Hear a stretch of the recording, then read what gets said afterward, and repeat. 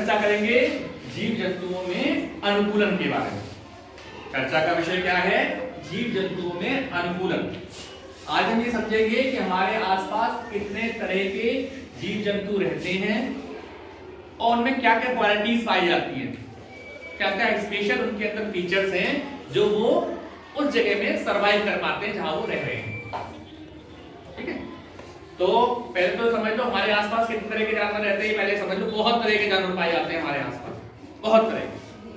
उनको पहले क्लासिफाई करते हैं, उनको पहले वर्गीकरण करते हैं उनका।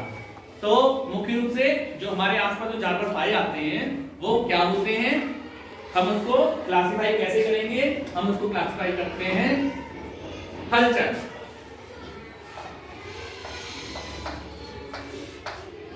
नंबर 1 हलचल। हलचल टेरेस्ट्रियल एनिमल्स बोलते हैं, अंग्रेजी में बोलते हैं टेरेस्ट्रियल एनिमल्स, मतलब वो जानवर जो जमीन पर रहते हैं, जैसे कि गाय, घोड़ा, कुत्ता, बिल्ली। दूसरे जानवर होते हैं हमारे जलचर। ये वो जानवर हैं जो कहाँ रहते हैं? जलचर मतलब बताओ? पानी। बहुत बढ़िया, जो जानवर पानी में रहते हैं इनको हम एक्वेटिक एनिमल्स भी बोलते हैं, पानी में रहने वाले जानवर, जैसे कि मछली, ऑक्टोपस। ये कैसे जानवर है बताओ? अरे बताओ क्या कह रहे हैं? अरे बताओ, कछुए की बारी आएगी, कछुए की भी बारी आएगी, लेकिन फिलहाल हम उन जानवरों की बात कर रहे हैं, बैठ जाओ, जो केवल पानी में रहते हैं, जैसे कि मछली। ठीक, उसके बाद जानवर कौन से आते हैं? उसके बाद जानवर वो आते हैं जो आकाश में रहते हैं, आसमान में रहते हैं, उनको हम बोलते हैं नभचर। नभचर, नभचर यानी कि जो हमारे पक्षी हैं, चिड़िया है, तोता है, कौवा है, ये आसमान में रहते हैं ना, पक्षी हवा में उड़ते हैं ना, चील है, बहुत बढ़िया, शाबाश, है ना। तो ये चील आसमान, बाज है, बहुत बढ़िया। तो ये सब क्या कहलाएंगे हमारे? ये सब जानवर को हम बोलेंगे नभचर, इनको अंग्रेजी बोलते हैं एरियल एनिमल्स, जो आसमान में रहते हैं, आकाश में। उसके बाद किसकी बारी आएगी? अब एक स्पेशल क्वालिटी है, उसको हम बोलते हैं उभयचर। उभयचर ऐसे जानवर होते हैं जो पानी में भी रह सकते हैं और जमीन पे भी रह सकते हैं, जिनके अंदर दोनों जगहों पे रहने की कैपेबिलिटी होती है, दोनों जगह पे रहने की क्षमता होती है जिनके अंदर, जो पानी में भी रह सकते हैं और जमीन पे भी रह सकते हैं। बहुत बढ़िया, खड़े हो, बताओ। बतख पानी में तैर सकती है और बाहर भी रह लेती है ना, तो उसको हम उभयचर नहीं बोलते। उभयचर का मतलब है पर्टिकुलर पानी में ही रहे जो, और पानी के बाहर भी बखूबी रह पाए, जैसे कि कछुआ। कछुआ जो है वो पानी में भी रह लेता है आराम से और पानी के बाहर भी आराम से। मेढक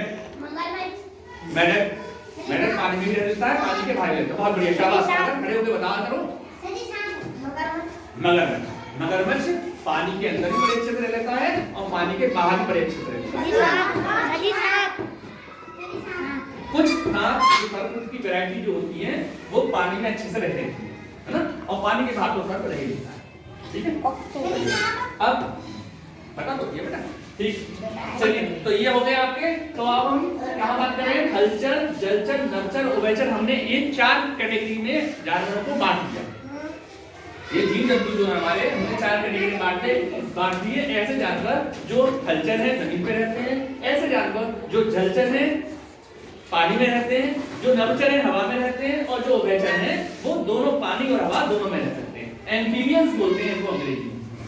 ठीक है, अब हम बात करते हैं अनुकूलता। क्या वजह है ऐसी, क्या उनके अंदर ऐसी क्वालिटीज है कि कुछ जानवर तो थल में रह लेते हैं, जमीन पे रह लेते हैं, कुछ जानवर ऐसे हैं जो जल में रह सकते हैं, कुछ जानवर ऐसे हैं जो आसमान में रह सकते हैं, हवा में उड़ सकते हैं, कुछ जानवर ऐसे हैं जो दोनों में रह सकते हैं। तो इनके अंदर कुछ क्वालिटीज होंगी नहीं होंगी? आप रह सकते हो पानी में? नहीं रह सकते। क्या मेढक हवा में रह सकता है? नहीं। ठीक है, तो इनके अंदर कुछ ना कुछ ऐसी क्वालिटीज हैं जो इनको इन जगहों पे रहने लायक बनाती है। और क्यों जो जानवर जो है क्यों चुनता है अपनी जगह को, अपने परिवेश को क्यों चुनता है, इसमें से उसकी भी वजह होती है। जानवर अपने परिवेश को जब चुनता है तो देखता है कि उसको खाने की उपलब्धता, भोजन की उपलब्धता हो पाएगी या नहीं हो पाएगी। जहां वो रह रहा है वहां भोजन पर्याप्त मात्रा में उपलब्ध हो पाएगा या नहीं हो पाएगा। जहां वो रह रहा है वहां अपने शत्रुओं से सुरक्षित रह पाएगा या नहीं रह पाएगा। शत्रुओं से सुरक्षित भी रहना होता है, रह पाएगा नहीं रह पाएगा। क्या उसको अपने प्रजनन की सारी जो कैपेबिलिटी चाहिए, उसको प्रजनन के लिए जो उसको वातावरण चाहिए वो उसको वहां मिल पाएगा या नहीं मिल पाएगा।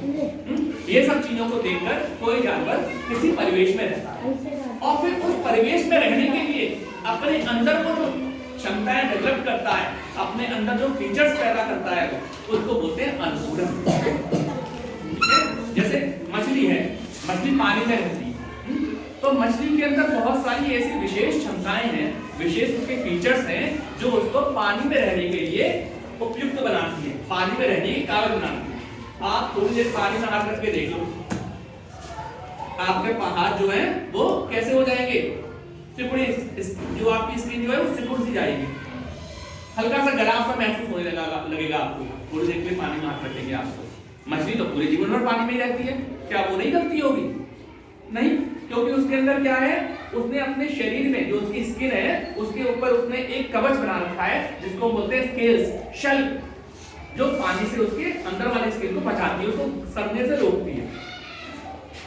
तो इसी तरह से मछलियों में बहुत सारी क्षमताएं होती हैं, बहुत सारी कैपेबिलिटीज, बहुत सारे फीचर होते हैं जो उसको पानी में रहने के योग्य बनाते हैं। तो हम बात करेंगे केवल आज मछली की, केवल आज हम मछली की बात करेंगे, मछली की अनुकूलता की बात करेंगे। पहले आप ये सब समझिए अनुकूलन किसे कहते हैं।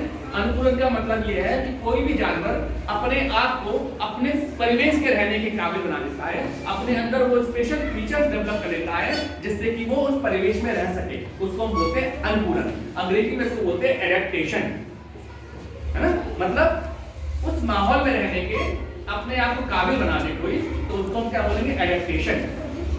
कोई जानवर रेगिस्तान में रह सकते हैं, आप रह सकते हो रेगिस्तान में? नहीं रह पाओगे, आप नहीं रह पाओगे। इतनी गर्मी में, भीषण गर्मी में रह पाओगे आप? नहीं रह पाओगे। वो ऊंट रह लेता है, क्यों रह लेता है?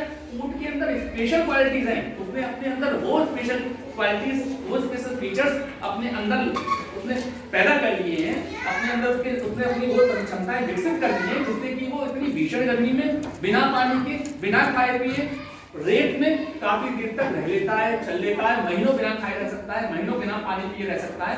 तो उसके अंदर क्या है, स्पेशल क्वालिटीज डेवलप हो गई है, इन्हीं को हम अनुकूलन बोलते हैं। केवल आज मछली की बारे में बात करेंगे। मछली क्या कहती है, जल में रहने वाले जानवरों की बात करेंगे, उनमें क्या अनुकूलन पाया जाता है। ठीक है, मछली के बारे में ही बात करते हैं। ठीक, तो मछली में क्या अनुकूलन होता है? मछली कहां में रहने के लिए, कहां रह लेती है, पानी में रह लेती है, तो उसने अपने आप को इस काबिल बना दिया है कि वो पानी में रह सके। पहली बात, मछली का शरीर नौकाकार होता है, नौकाकार शरीर।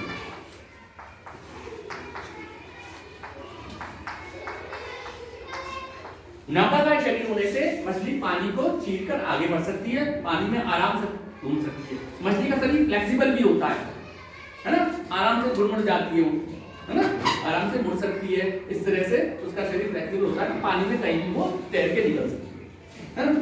इसके फिन्स होते हैं, मछली के पंख होते हैं, पंख, फिन्स बोलते हैं इसको अंग्रेजी में, है ना। पंख जो है विंग्स होते हैं, विंग्स तो पक्षियों के होते हैं और फिन जो होते हैं वो मछली के होते हैं। तो फिन की सहायता से वो पानी को आगे पीछे करकर आगे बढ़ते हैं। आप पानी में सांस ले सकते हैं? नहीं। मछली पानी में सांस ले सकती है क्योंकि उसके क्या होते हैं, गलफड़ी, गलफड़ी, गिल्स बोलते हैं इनको अंग्रेजी में, गिल्स। गलफड़े मछली को पानी में सांस लेने की क्षमता प्रदान करते हैं। हम लोग क्या सांस लेते हैं, अपने लंग्स से, फेफड़ों से सांस लेते हैं। हवा अंदर जाती है, हवा में से हम ऑक्सीजन ले लेते हैं और कार्बन डाइऑक्साइड बाहर निकाल देते हैं। मछलियां क्या करती हैं, मछलियां पानी अंदर लेती हैं, पानी में घुली हुई ऑक्सीजन को सोख लेती हैं और कार्बन डाइऑक्साइड मिले पानी को बाहर फेंक देती हैं। ठीक है, ये काम करते हैं उनके गलफड़े, गलफड़े होते हैं इस जगह पे। मछली का जो नेक साइड होता है, एरिया होता है वहां पे। आपने देखा होगा, कभी आपने एक्वेरियम वगैरह में देखा होगा मछलियों को, तो मछलियां इस तरीके से उनकी इधर की जो हिस्सा है उधर ऐसे फ्लैप करता रहता है, पानी को अंदर लेती है, पानी को बाहर फेंकती है, पानी को अंदर लेती है, पानी को बाहर फेंकती है। ठीक है, तो ये क्या खासियत है, ये पानी में सांस लेने के काबिल बनाती है। बिना सांस लिए तो कोई भी जीव नहीं रह सकता ना, तो ये मछलियों को पानी में सांस लेने के काबिल बनाती है। ठीक, इसके बाद इसके बाद और क्या खासियत है मछली में? मछली का जो पूरे बॉडी होती है वो स्केल से ढका होता है, शंख से ढका होता है, शंख से ढका शरीर। शंख मतलब समझ रहे हो? आपने मछली देखी है कभी किसी ने?